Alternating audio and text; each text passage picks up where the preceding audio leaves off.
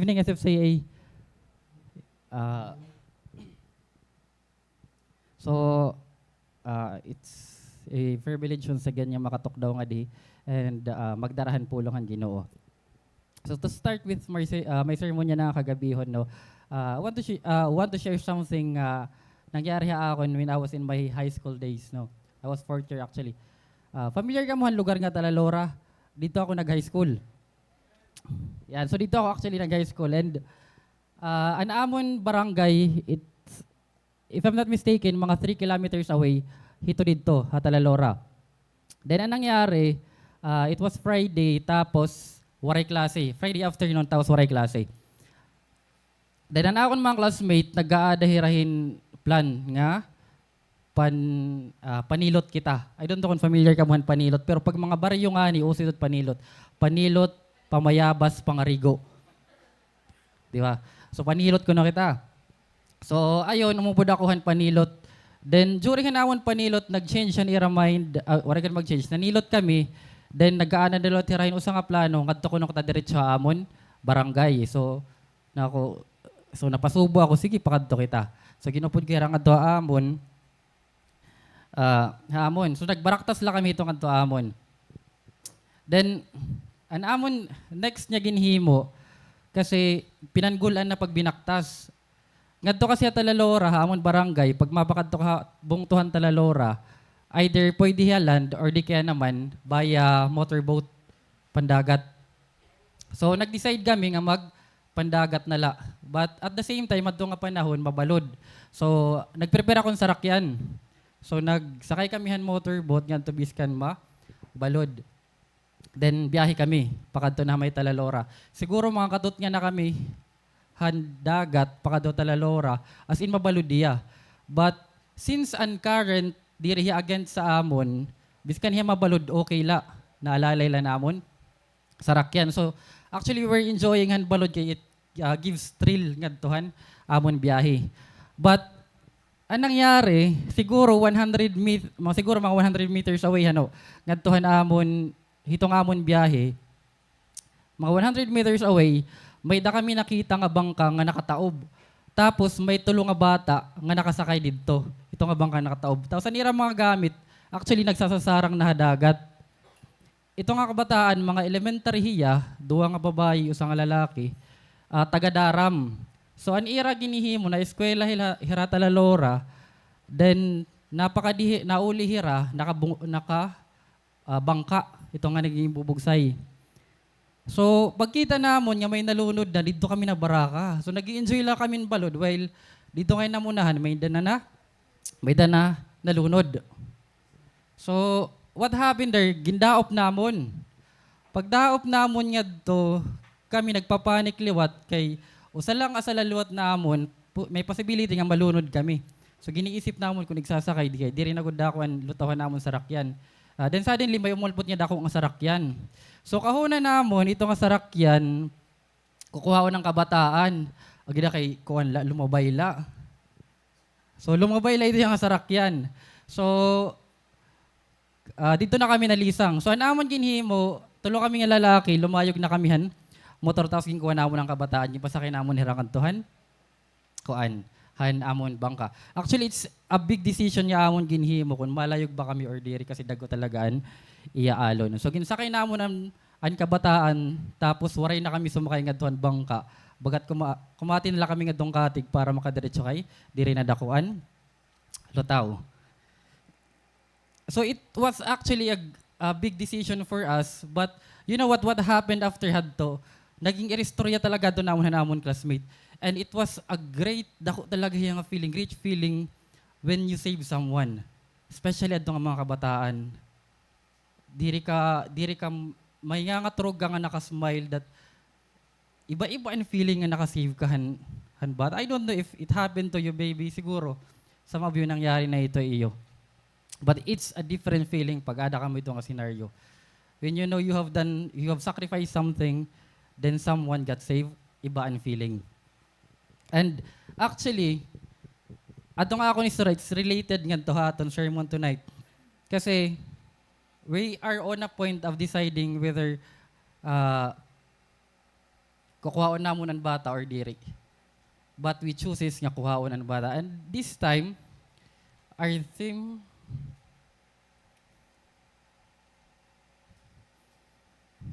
yan.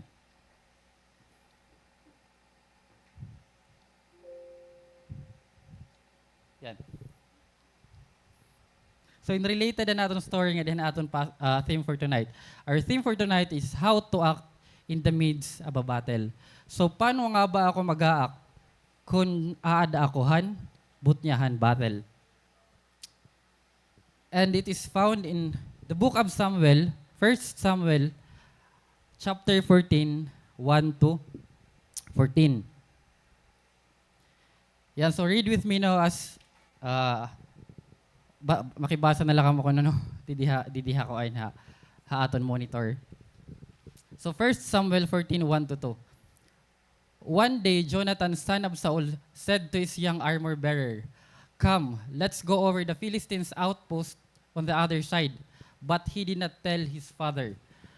Saul was staying on the outskirts of Gibeah under a pomegranate tree in Migron. With him were about 600 men, 3 among whom was Ahijah, who was wearing an ephod. He was a son of Ichabod's brother Ahitub, son of Phinehas, the son of Eli, the Lord's priest in Shiloh. Medyo makuha niya kay bugat medyo genealogy na nga nangyari, no? No one was aware that Jonathan had left. So nga di, Jonathan lumakat. On each side of the pass that Jonathan intended to cross to reach the Philistine outpost was a cliff. One was called Bozez and the other Sineh. One cliff stood to the north toward Michmash, the other to the south toward Giva. So Jonathan said to his young armor bearer, "Come, let's go over to the outpost of the uncircumcised men. Perhaps the Lord will act in our behalf. Nothing can hinder the Lord from saving, whether by many or by few." Tapos nasingan niya armor bearer, "Do all that you have in mind," his armor bearer said. "Go ahead, I am with you, heart and soul." So Jonathan said, come on then. We will cross over toward them and let them see us. If they say to us, wait there until we come to you, we will stay where we are and not go up to them. But if they say, come up to us, we will climb up because that will be our sign that the Lord has given them into our hands. Verse 11. So both of them showed themselves to the Philistine outpost. So look, said the Philistines, the Hebrews are crawling out of the holes they were hiding in. The men of the outpost shouted to Jonathan, his armor bearer, "Come up to us and we will teach you a lesson." So Jonathan said to his armor bearer, "Climb up after me. The Lord has given them into the hand of Israel." 13. Jonathan climbed up using his hands and feet with his armor bearer right behind him. The Philistines fell before Jonathan, and his armor bearer followed and killed behind him. In the first attack, Jonathan and his armor bearer killed some 20 men in the area of about half an acre. So may the Lord bless the reading of His word. May naintindihan po ba kita na aton passage? Yan, so I guess pareho kita hindi rin nato niya magigets tayo na una lang nga basa. Ako nakatulog ka daw, basahin niya otro. So, siguro i-explain ko na lang no, para mas magets natin. What happened here is, Jonathan was a son of King Saul. Hiyan magurang anak ni Saul. Saul was the first king of Israel. I guess maaram kita ito. And this time, nagtataguhira ngadto ha land of Gilbeya ba to?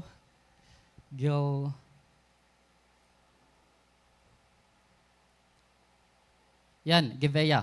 They were actually hiding nga diha Gibeya. Nagtatago in Hira. Because an Israel actually, an mga Philistines at that time, nagkakampo hira nga to Israel. And the Israelites were outnumbered hini nga panahon kaya in Hira, Saul nga hira Jonathan nagtatago in Hira. So adi Jonathan waray na actually siya makapaghintay kan Saul kaniya father, and that is why he made a move, naghimoy move kung paano niya mapiperdian Philistines. He create a plan wherein lulusobon niyan usa nga outpost han mga Philistines. Bagan an outpost bagay ito yahin camp. Bagay ito yan camp. So lulusobon niya. So niya primero nga target didto. So aniya laupod aniya armor bearer. So what happened actually ning story ginlusob talaga nira an outpost ngadto. An outpost syempre ginlusob nira with the affirmation or affirmation ni Lord. Kasi nag-araw nga di Jonathan hin confirmation kung gintutugot bahan Ginoo nga atakon niyan outpost. But what happened nga di gintugutan Ginoo. So gin-attack niyan outpost ngadto. It was his first attack ngadto. And what happened? And he Jonathan at the same time an iya armor bearer di triumph against ngadto nga outpost. So they actually killed 20 men dito. And after that, anong nangyari? Ang mga Philistines nagkaada in confusion. So ang mga Palestino hira na mismo ang nag-away-away. Kumbaga, out hindi nga story may gumawas nga usa nga hero, and that is Jonathan.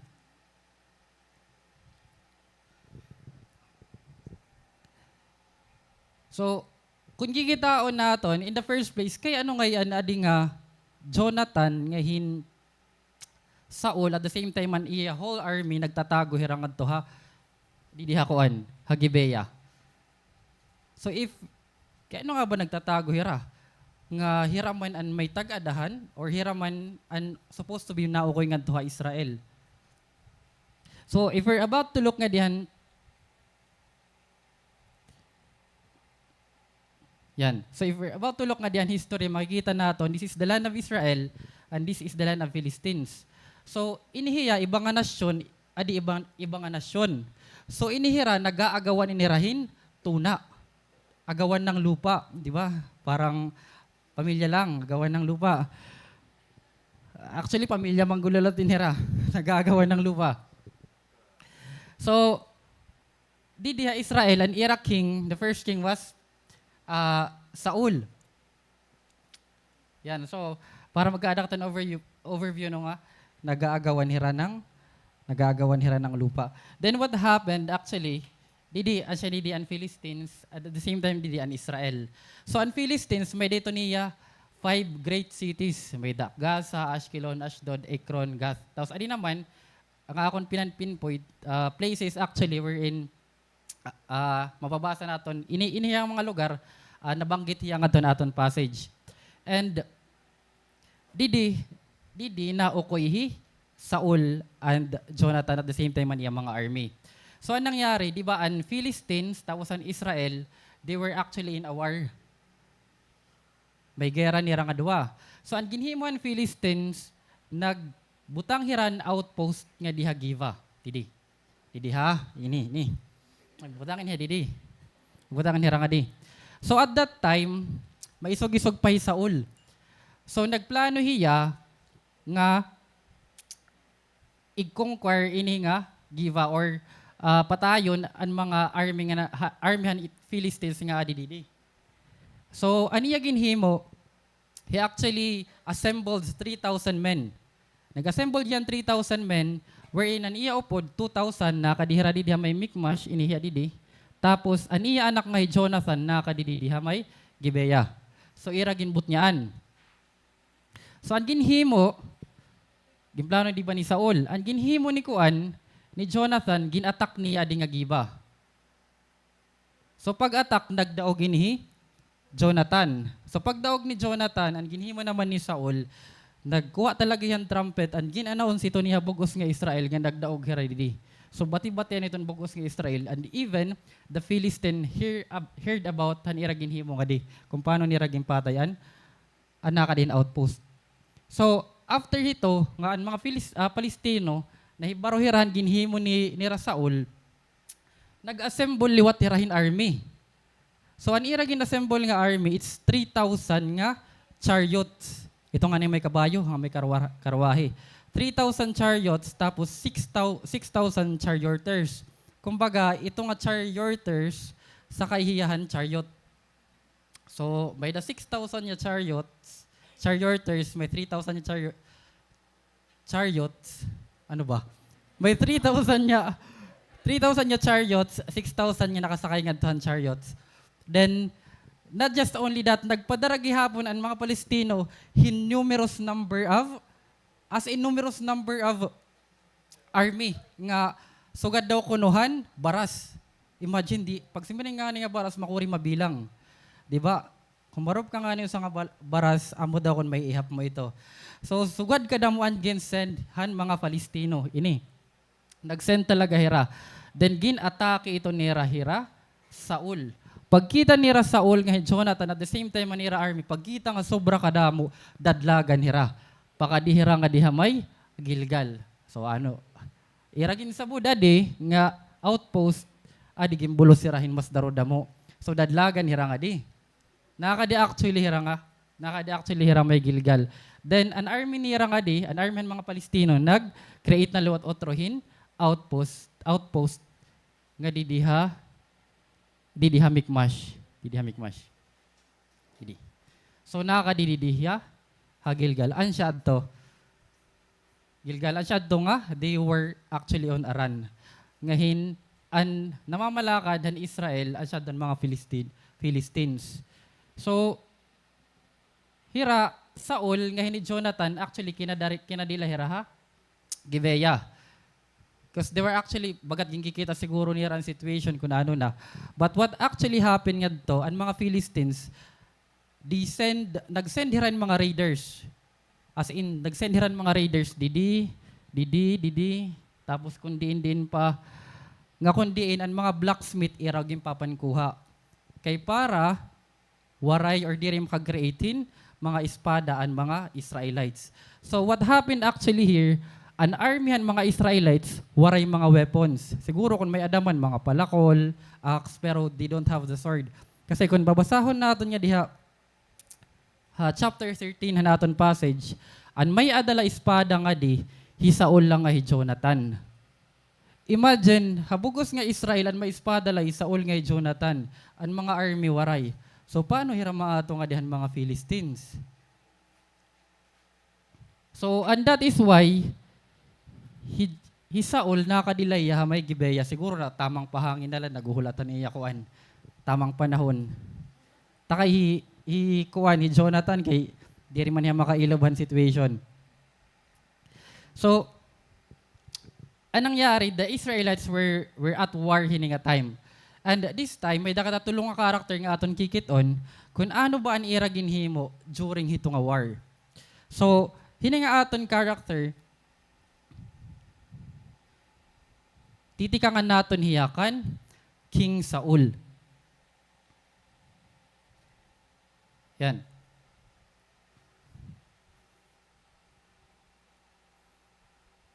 Oy, nawaraan na ako transition. Mas dahil niya. Yan. So the first character that we have is Saul. You know what? Saul represents the rest of us. Saul kasi he believes in God. Waray ako doubt nga diri nato di Saul kan Lord. As in nato di Saul kan Lord. But at the same time he failed to follow God. Ang siya itong reality. He believed in God but he failed to follow God. So Saul actually nagre-representa talaga Saul ang mga sugada-aton. We follow God but most of the time sige naton kapakyas. Pero praise God adi kita yan na nakakapamati kita otruhan pulongan Ginoo no. And there are three things na ginhimo ni Saul during hining battle or during hining war.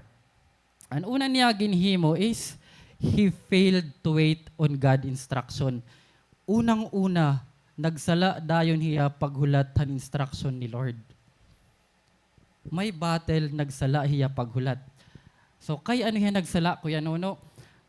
Nga diya 1 Samuel, kung babasahon naton, 1 Samuel 13:8-10, before naton passage, no? What happened here, Nasiring? Saul remained at Gilgal, di ba kung diin hira kanina nadalagan? Pandadlagan nira kay ginsisibo hiran mga Philistines. Saul nagpabilin hiya nga tuwa Gilgal. Kay an iba actually nga army, tumabok hira nga tuwa Jordan River. Darahan kahadlok siguro, nagpanlalahos na ira. Yan, so Saul remained at Gilgal, and all the troops with him were quaking with fear. Isipan na lito, nagpipinangurutob nan kahadlok. Nangungurog nan kahadlok. So, Saul, he waited 7 days, that time set by Samuel. So, ang mga diri nakilala kan Samuel, no, Samuel o siya nga prophet. And Samuel, he ang nag-anoint kan Saul nga maging king. And Samuel gihapon ang nag-orient kan Saul, pag may mga sugad nga anhin nga scenario, or in mga situation niya, nga sugad ni kadako, nga makurig solve, I want you to wait for 7 days. Kung mababasa natin ngadto, han mga previous verses, as in naghuhulat tirahin, 7 days. Kasi, nga didi, Samuel waray. I don't know kung nakakain ni Samuel, di niya naglilinakat. But, waray nga di Samuel. So, ginuhulat niya ni Saul para mahibaruan kung ano ang planohan Ginoo. Kasi Samuel ang magdadarahan, message kung ano ang planohan Ginoo. So, Saul actually waited 7 days, the time set by Samuel. Nagulat niya 7 days. But Samuel did not come to Gilgal. Waray, umulpot ti Samuel. So, anong ginhimo ni Saul?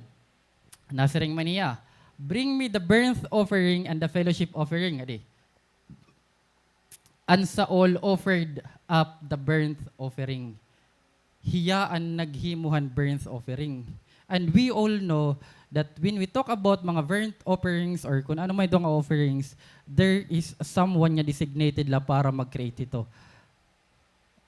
There, Bible, labi na Old Testament, pag diri ka nga ni authorized nga mag-create han burnt offering, dako ang possibility nga mamatay ka.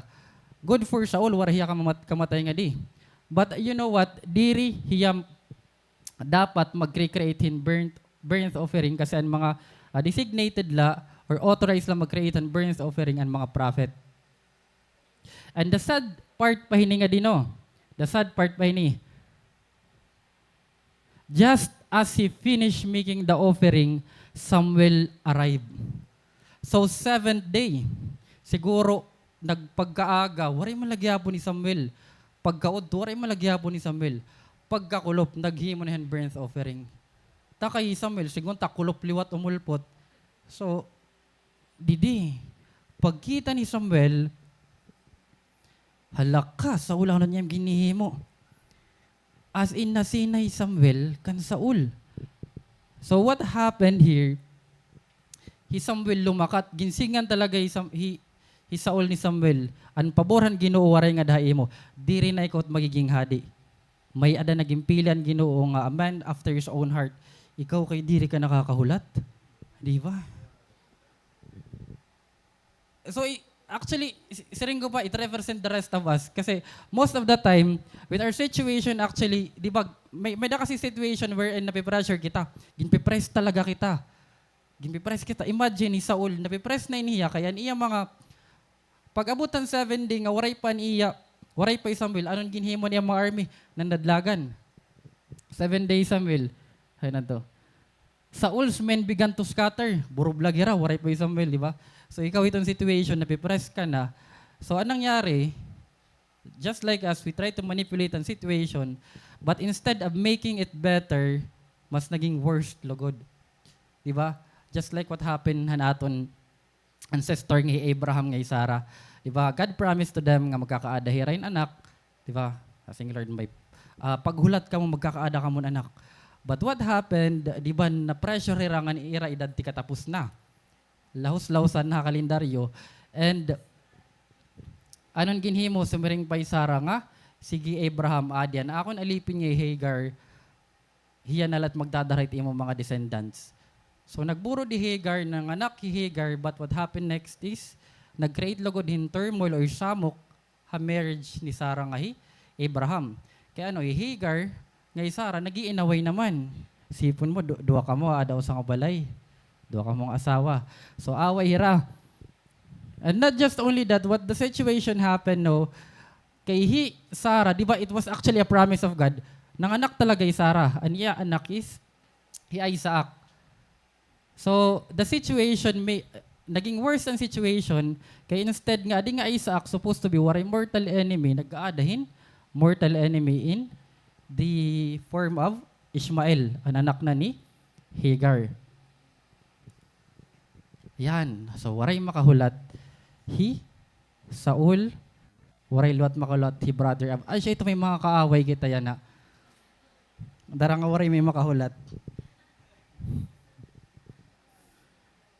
So, wag-aram-aram kita paghulat, no? And, ang siya pala ito una niya ginhimo. And the next thing that Saul did, aniya ginhimo sunod, nothing, waray. Waray ginhimo sunod ni Saul. He just became a coward. Naging coward na lahi, Saul. Isipin mo, yayaknan ka ni Samuel, ang paboran Ginoo waray na haimo. Kunbaga, di ba kita, there are cases nga wherein pag nagkakamali nga ni kita, minsan di rin na mauro-otro. We tried to risk once, pero ang situation naging worst, waray na kita umutro. And iba ang mindset talaga ni Saul. We know actually a lot of Bible character wherein they failed, but han nag-fail hira, naging mas maupay pa nira situation. Kasi natuto hira nga doon nira pagkakamali. But, you know what, nga di kan Saul, waray ka may mababasa nga di, nga remorse o regret han iya ginhimo. Aniya na lang maaraman, paborhan Ginoo, waray na nga diha akon.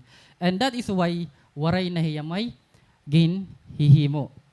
Man, Saul was staying on the outskirts of Gibeah under a pomegranate tree in Migron. Siguro, nagpapahangin na lahiyang adto. While an iya anak, waray na, di rin na mabakalin iya anak. So, tamang pahangin na lang adihi, Saul.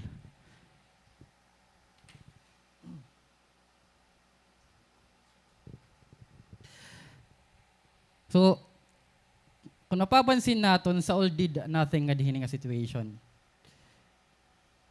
And, you know, God is a forgiving God, and I believe Saul has always a chance. Gintagan, every person has always a chance, and God always gives a chance. But what happened here is, he didn't even ask for a chance. He become coward, no? You know what? Ang gusto ni Lord sa mga tao, especially sa tao, ang tao nga persistent. Ang tao nga naniniguro. Mas pabor hi Lord ang tao nga naniniguro kaysa ang tao nga hubya. Di ba?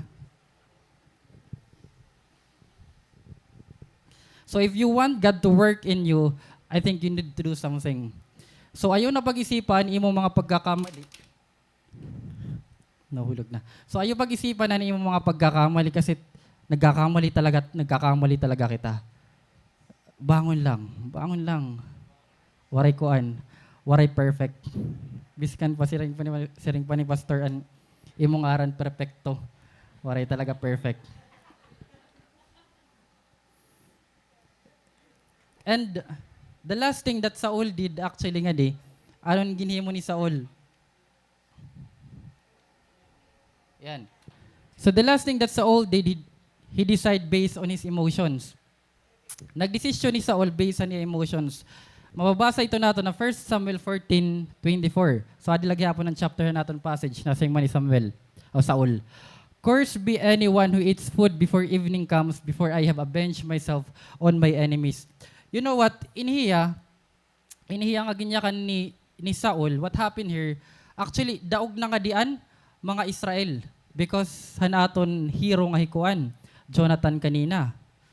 So, damo na an kunbaga nagwagi na hikuan ni Jonathan against ang mga Philistines. And actually, Saul bumulig na hininga war. And after that, nasiring man ni Saul, siguro diri pahiya siguro nakapatay na yan mga pirakatawang mga Philistines, pero diri pa kulang pa na ako napatay siguro. So, naano kuan hi Saul na siring hiya, course be anyone. Ging course niya ang mga tao nga kundiin makaon before maggabi unless ma-avenge ko an akon kalugaringon. You know what, pagyakan hini nga Saul, ni Saul, an iya mga army, waray talaga manyaon. Kairogad intawan man mga army, guol na nga niyan pakidigma, mga gutom pa. You know what, kung mababasa natin nga diha haaton passage na singad to, ang mga army ni Saul, they fainted, namusay. Namusay, hira, siguro kurog liwat, darahan gutom. So, Saul decide based sa niya nararamdaman. Siguro na karamdam niya nga, darahin ni, daraha iyo, an paboran Ginoo waray ng kadihaaton.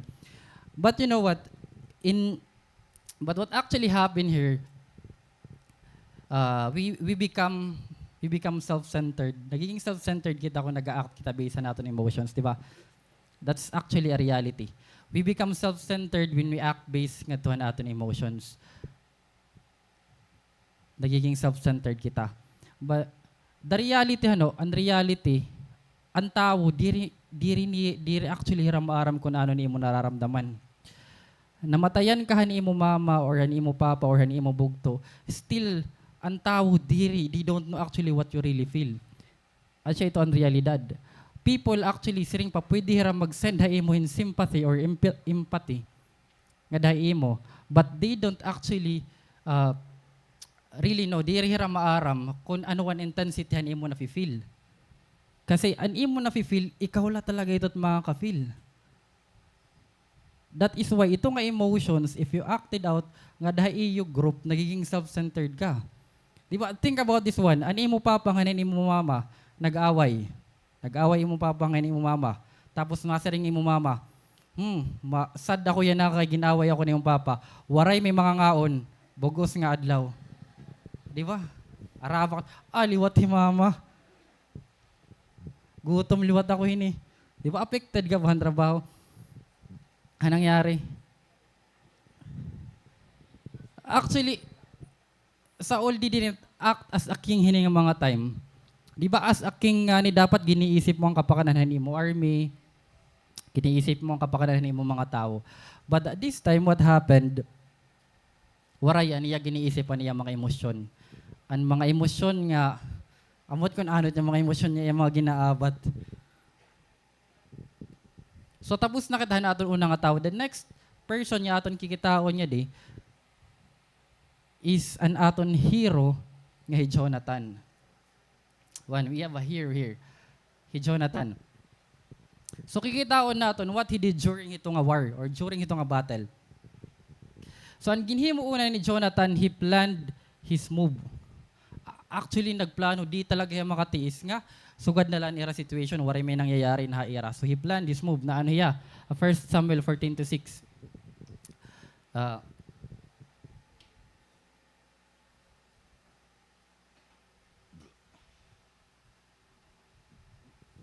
Naniya, 1 Samuel 14:6 na siniya. Jonathan said to his young armor bearer, "Come, let's go over to the outpost of the uncircumcised men. Perhaps the Lord will act in our behalf. Nothing can hinder the Lord from saving, whether by many or by few." And nasiring pa nga di Jonathan, adi man iya plano. Nasiring Jonathan iya plano. "Come on then, we will cross over toward and let them see us." An iya upod-upod la niya armor bearer. Kadtuon ta ini nga mga Philistines, kadtuon ta niya ira outpost. Mapakita kita nga tuwa ira. Tapos an ato ni himuon, if they say to us, wait there until we come, hulat, pag simirin nga ni mga Filistino, pag kumita aton, hulat ka mga da, kamit makada. But, pag ang mga Palestino sumiring nga, come up to us, we will climb. We will climb up because that will be our sign that the Lord has given them into our hands. Grabe ini nga courage ni Jonathan. You know what? Well, I was actually reading hini nga passage dito tapos hini nga mga plano ni Jonathan. Ako din kukulbahan life ni Jonathan. As in ako din kukulbahan life ni Jonathan. think about it, anong nangyari? Hanuna, iragin labtan na outpost. Pag labdin nira na outpost, ang Philistines, nag-send hin 3,000 niya chariots, tapos 6,000 niya nakasakayan chariots, pati karadamuhin army. Tapos yan nalalabtan na liwat niya. Then, kung imo kikita ang situation, ang paborhan Ginoo waray nang adtukan sa all. So, kung imo iisipon, kung baga ano war tapos na, talo na talaga kami nga mga Israelites. But, iba ang guts talaga ni Juan, ni Jonathan. May daniya nakikita nga diri naton nakikita. I don't know imo situation kung sugad din niyan ang mga cases. Kung sugad nan ginhatag ang mga scenario, do you think ma-attack ka lagi hapon ng outpost? Di ba may possibility nga magdududa ka?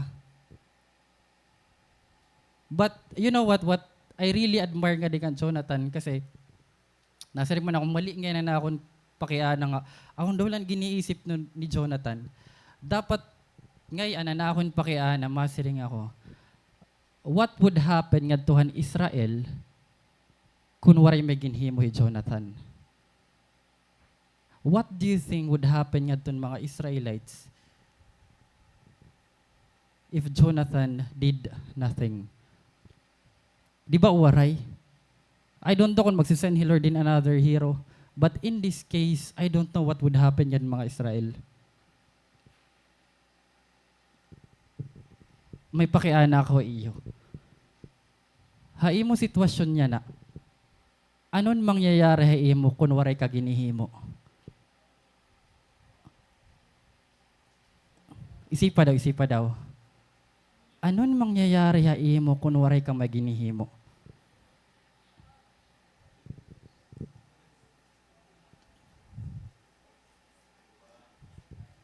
Ano naisip na naton? Or kung giniisip mo nga may mangyayari hay mga waray ka ginihimo, nagiininop ka. I tell you, pag waray ka nga ni ginhimo, waray may mangyayari hay mo. So ayun na nga da pag iniinop. Wag mata na.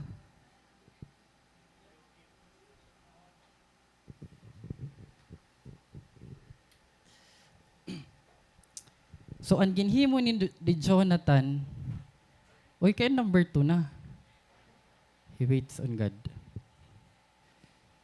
Yan, so he planned this move, and the next thing that he did actually is, he waits on God. So kung mababasa natin,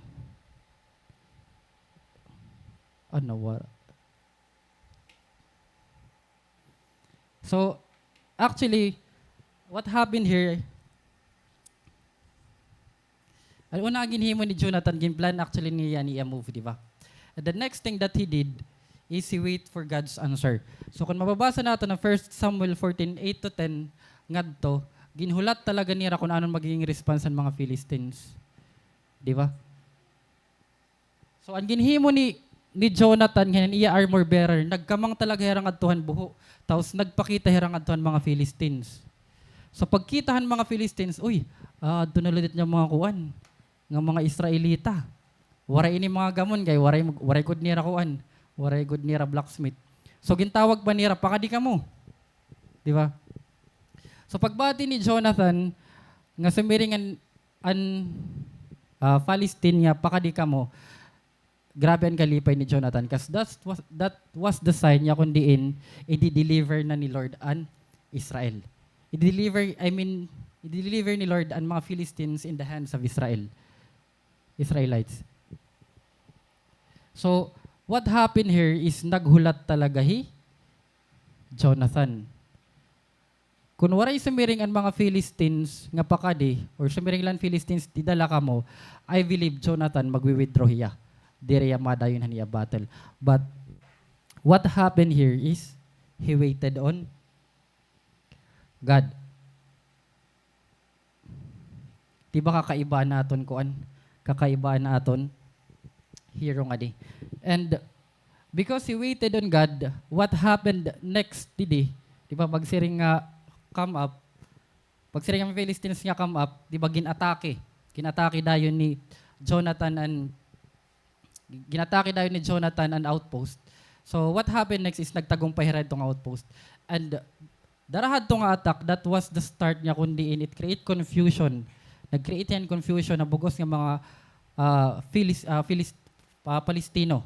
Do isipin mo 3,000 chariots tapos numerous number ng mga Palestines, hira mismo ang nag-away-away. That what actually happened next. Ang saka ito nag-involve luwat hira sa bakipag digma kay nakapurot na manirahin mga sandata.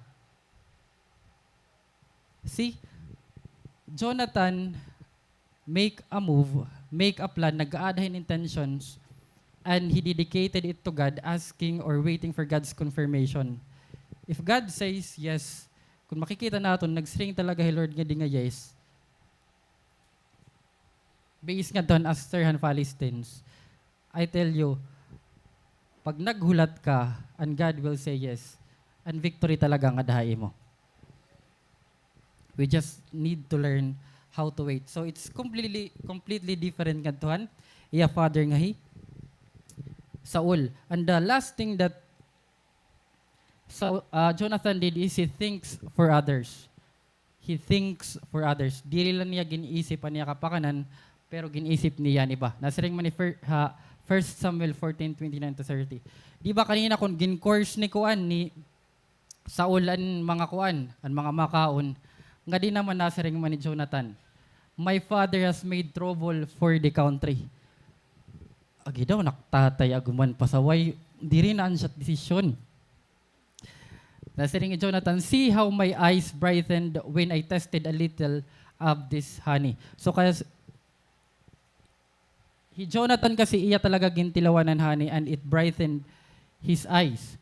So how much better it would have been if the men had eaten today some of the plunder they took from their enemies. Di ba? Asay pa kung makakauna din ang mga army, mas makusog pahira. And you know what? Jonathan stands for their parahan niya mga armies nga kailangan talaga mangaon. So, diri kami mamamatayhan gera, mamamatay kamihan gutom.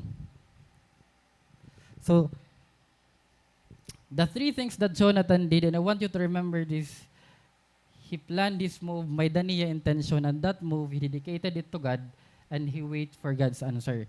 And the last thing, after the victory, kung imo kikitaon, nagkaroon victory, Jonathan actually thinks for others. Di lang ni Jonathan giniisipan niya kalugaringon. So it's actually incomplete contrast nga tuhan iya father. And the last character naton nga di is anaton armor bearer. So anaton armor bearer, he believes in God. He believes in God and he help his people. So usalaan ginhimo naton armor bearer nga di. An iya ginhimo, he supported God's people. He supported God's people. Nasiring nga the 1 Samuel 14:7. Nasiring nga na armor bearer. Nasiring hiya actually kan Jonathan. Di ba kay nasiring Jonathan nga da, upod na. Nasiring hiya, though all that you have in mind, his armor bearer said, go ahead, I am with you, heart and soul. Heart and soul, kaupod mo ako. Heart and soul, uupdan ko ikaw hininga. Battle. So, kung kikitaon natin nga dihan scenario, Jonathan, he would not actually win the battle kung di rin niya kaupod ani nga armor bearer. An usang nagpalakas ang loob ni Jonathan is an armor bearer nga waray hiya bayai. So this armor bearer is so special. Kasi kung aton babasahon nga diha 1 Samuel 14:13, di makikita mo nga ito nga outpost niya iragin attack, adiman. Pag siringhan Philistines nga pakadi saka good man lot ni Jonathan. Jonathan climb up using his hand and feet. Sakay Jonathan with his hand, with his armor bearer right behind him. Nakadaloy ni armor bearer. So the Philistines fell before Jonathan. Siguro ginrabot or ginhugot ni Jonathan ang Palestino tapos nahulog. So Kahulugan han Philistine, his armor bearer followed and killed behind him. Hino ang nagtapos ang laban. An armor bearer nagtapos.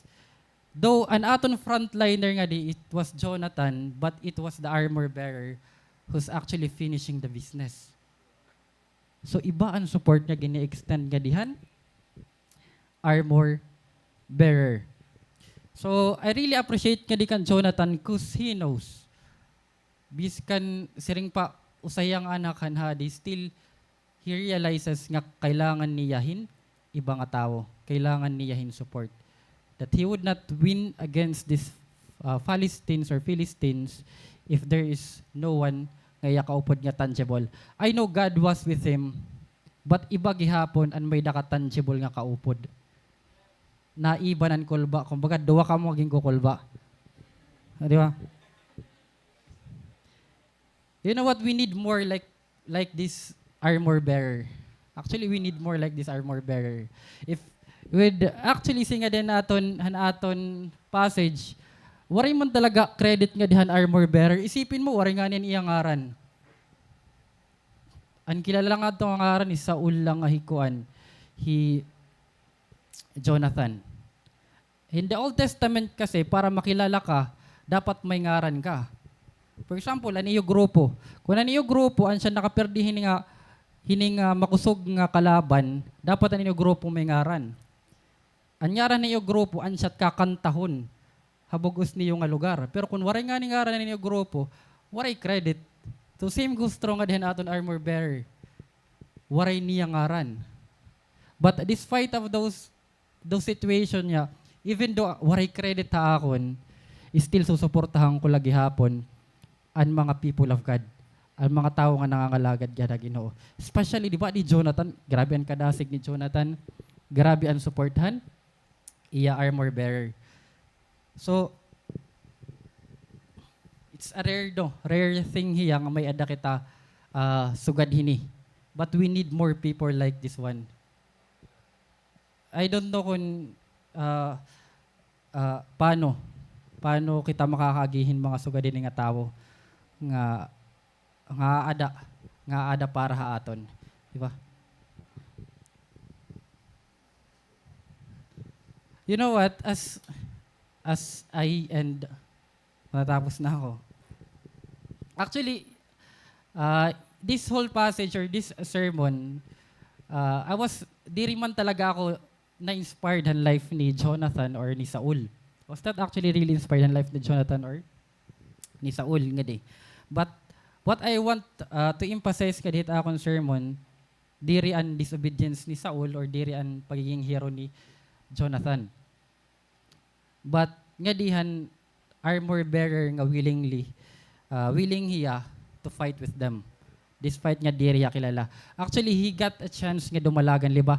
Just like kan iba nga mga army na dadlagan. So, out of the three characters nga may ada kita nga di, we have Jonathan, Saul, tapos si armor bearer. Diri hiya po ang focus nga dihan aton passage. The reality, the armor bearer was not the focus nga dihan aton passage, but he plays a significant role. Grabe ang iya role nga di. So, that is why in a battle kasi, if you actually did your part, usa nga battle, if you did your part, you will become a great asset ha victory. Himualan imo part, then magiging usa ka nga dako nga asset ha victory. Sometimes kasi we just need to realize, kailangan na natin ma-realize kung hino kita, who we are, tapos kung what are our capabilities. Di ba? Kailangan na ito natin ma-realize. So, kung kada usaha aton, if each one of us here nga adi, may dakita ability to do something, each one of us here may dakita ability to do something, tapos we joined it together, di ba? Grabe ito nga force nga magkakaada. An isip si kasi di rin ni basta-basta nga community, but a loving community. We are just like an armor bearer, we can do something. Kung pag-usa-usahon ta ito, grabe force nga aton may himo. you know what? I know haaton situation niya na, di ba? Haaton kasi situation niya na, we're afraid of trusting people. Oo, di ba? Nadiri kita pag-trust na ang tao. Kasi ang tao kasi, diri hira trustworthy, not trustworthy. Most of the people, they failed. They failed. So, and people will let you down. That's reality. People will let you down. People will hurt you. Even actually good people nga di simbahan. Maybe it's me or maybe kung hino man ito. Even us, eventually or sooner or later, pwede na mo masaktan. That's reality. That's a possibility nga mangyari. So, haaton and it would actually be easier kung di rin na kita mag-engage sa tao or di na kita magsinuporta tao, pasagdan na nato nito hiya. Di ba? Para wari kita problema. The more we engage with people, mas nadako naton problema. But, you know what? God created us not for our own. That is why God created diri la usa nga tawo. But, nagkaadhayin Eva, nagdamo pa ang tao. Kasi you know what? God created and ging-create ni Lord ang tao para diri maging island. We are created for each other. And that is why nasaring He Lord, love the Lord God with all your heart, with all your mind, and with all your understanding. Tapos niya second thing that He said, love your neighbors as yourself. Di ba? So, we need to live with each other. And you know what? We are stronger together kaysa it nagbuburoblag kita. We are stronger. Mas makusog kita nga nagkakaurusa kaysa it nagbibinroblag kita. So sometimes we need to set aside sa natin mga feelings kung ano naman ito ngayon mo nakikita. You know what? What actually may goal nga dihan aton passage, kasi kung imo kikiton, ang battle here, the battle actually here, it's not, ang battle here, di really about kan Saul. Di really about kan Saul ang battle. It's not just about also nga di kan Jonathan or di really about nga don armor bearer. But the battle actually is for Israelites.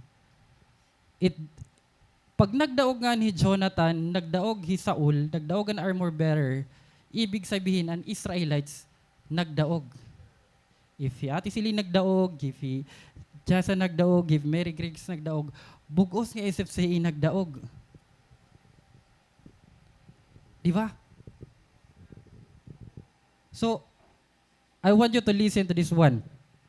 You know what? Saul failed. That's the reality. Saul failed during the battle. Saul failed during the battle, but he was able to regain to winning. Kumbaga nagdaog lagi hapon ni Saul because of Jonathan. Daog lagi hapon, nag-fail man si Jonathan, but because Saul, but because of Jonathan, nagdaog hiya. And Jonathan did not just win han battle by himself, but because han support han niya armor bearer. Diba? I want you to think about this one now. So, each one of them actually plays a great role hakada usa to each other, no? So, and that is why hininga aton title, what we really need to do. Ano ba ang kailangan na akon in the midst of the battle? What I really need to do in the midst of the battle? We have 3 characters nga di. And I tell you, what you really need in the midst of the battle is kailangan mo maging strength han kada usa. Tapi kani mo sa bitsig nga, ako iti mo magiging kusog. Ako't magi-encourage sa imo. Magdadaog kita hininga battle. Ungod ha, anongod, waray plastikay, ungod ha.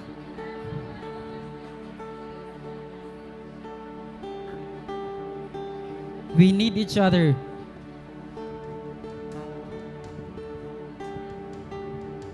So, maging kuang ka. Be Jonathan. Maging Jonathan ka. Maging Jonathan ka sa Saul nga nagfi-fail. Be Jonathan to Saul who's failing, and maging armor bearer ka. Hausa nga Jonathan nga nag-strive magtagumpay. So, that will be all. God bless ay matanan.